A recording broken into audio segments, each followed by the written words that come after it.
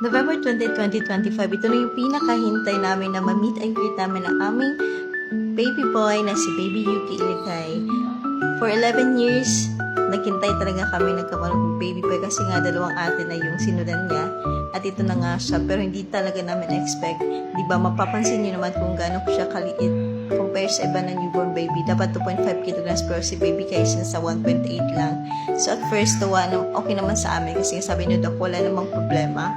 Okay naman si baby, nagbe-breastfeed naman. Pero dahil nga talaga sa low birth weight niya, mahina talaga yung resistensya ni baby at umabot talaga sa punto na nagka-seizure siya, bumaba yung glucose level niya, at nagkaroon pa siya ng infection, so kailangan talaga ng antibiotics. Kailangan siyang i-treat, plus may seizure pa siya na medication pa, hindi na bumalik. Then kailangan din niyang i-dextrose kasi nga hindi na siya nagbe-breastfeed. Ito talagang yung punto na hindi ko na alam yung gagawin ko. Parang awang-awa ko sa anak ko na dumating siya sa ganitong punto na ang baby pa niya, ang dami niyang pinagdaanan. Kailangan pa niya mag-phototherapy para sa bilirubin na level niya. Kasi nga naging elevated na din possible dahil sa infection.